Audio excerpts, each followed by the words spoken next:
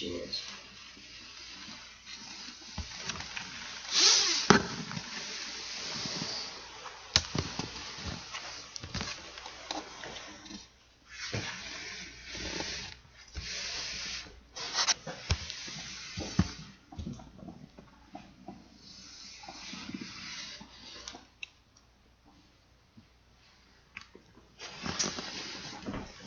My demonstration speech is going to be how to French braid. You want to have hair that's at least shoulder length or longer if you're going to have a long French braid that you can get past the nape of the neck. You'll start out by separating a piece at the crown.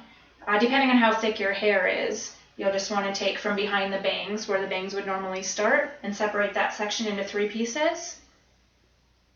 Once you have your 3 pieces, you'll braid each piece exchanging hands underneath until you have just the first 3 pieces have exchanged places.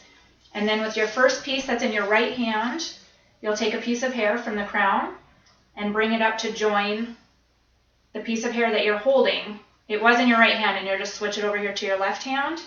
And then you're going to move that under the braid and move the piece in the middle out to the right.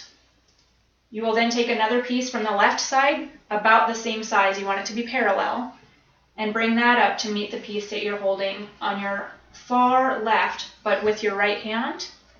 And you're going to pull that underneath into the middle, and the piece on the middle will trade places and go to the left. You're going to follow the same procedure all the way down the line, taking a piece from the outside of the hairline, making sure that it's smooth and there aren't any bumps, because you really can't go back and smooth it over once you get it into the braid. And you'll move that piece to the underneath, and then the middle piece goes to the outside where you took that piece from. You move over to the left, take a piece that's about that same size, add it to your piece that came from the middle, and tie it underneath. When you're doing a braid like this, your braid is going to come on top. There are 2 ways you can do a French braid. It can go so that the braid sits flush with the hairline, or if you do it this way where you braid underneath every time you take a piece, your braid is going to sit on top when you're done, and it'll be over the rest of the hair. There's a couple of different ways that you can wear the French braid. Sometimes you can go over the top like a headband. You'll start and you'll run from one side to the other side, and then you can pin it back by the ear. And other people just do a French braid down the back like this, and they'll braid all the way to the bottom and secure it with a ponytail holder, or they'll braid just down to the nape of the neck, where they'll leave it curly or straight. And then they've got a ponytail there at the bottom. You're going to want to make sure that you keep the braid close to the head. You don't want to pull it out too far when you're doing this, because then when you're done and you let go, your braid's going to be loose. If you keep it close to the head while you're pulling the hair together, then you're going to have a braid that sits right there, and it's tight. When you let go, it stays. It's not going to be loose from being pulled away from the hair.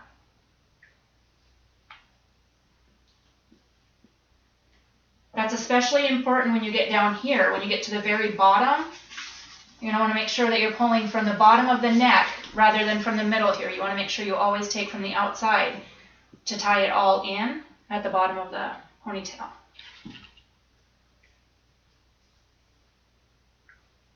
Just about done here. Our model has quite a bit of hair, so we're just about finished. If you can see, the braid is sitting on top here, like we had described it ending up when we were done. And I'm just wrapping my last pieces here. I am going to take this braid all the way down to the bottom. And then when you're finished, you can just secure it with any band, ponytail holder.